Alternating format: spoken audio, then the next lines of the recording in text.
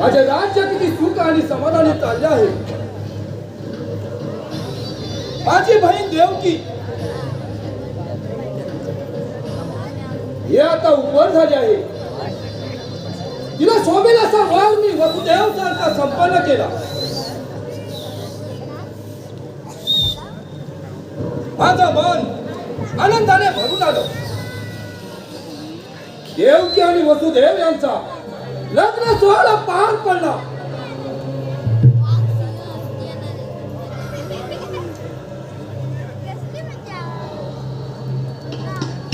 पण कालाने गाव साधला. दुष्ट कौसा सावधराव. देवकीच्या आत्महत्यापासून तुझा नाश होणार आहे. माझं मन तरकलं गेलं.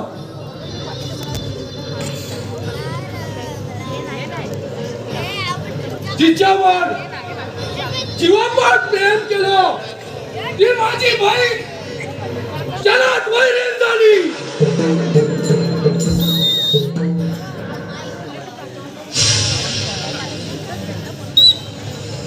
क्षणाचाही विलंब न लावता देवकी आणि वसुदेव यांना बंदी वासामध्ये टाकलं. काही काळ गेला. दिवस गेले, महिना गेला, वर्षही गेलं. देवकीला होणारी बाला माझ्या स्वाधीन करावी लागली. अशी देवकीची साप आलं. घरा घरा फिरून शिल्यावर आपटू घ्यायचा कान केली. आता मला कुणाचाही भय नाही. सावधराव, दुष्ट कौसा सावधराव. तुझा हाड वाढू.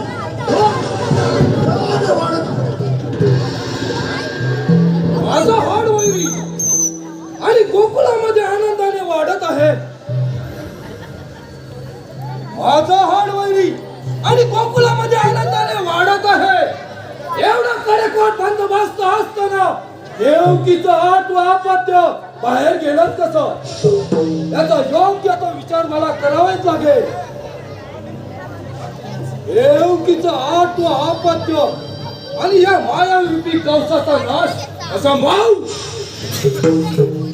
कृष्णा, तू तर गोकुळामध्ये आनंदाने वाढत आहेस, पण तुला मारण्यासाठी अनेक मानवी दैत्य निर्माण करेल.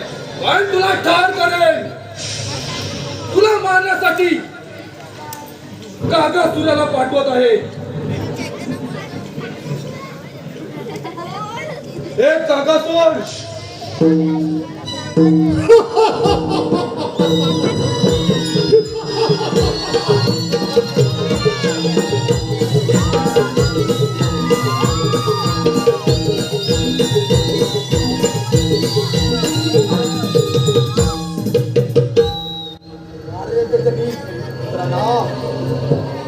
कागासुरा ये. अरे किती तुम्हाला सहाय्य केला होतास तीच वेळ आज या कंसावरती आले आहे. अशी कोणती वेळ?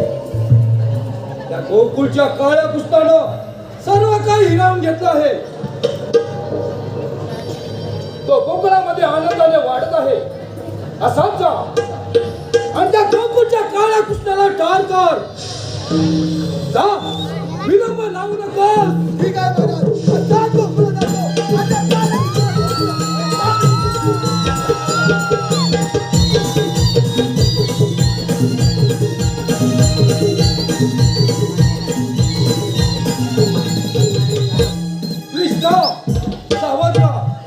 तुला ठार मारण्यासाठी कागासुराला पाठवलं आहे. सावध राहा कृष्णा, सावध राहा.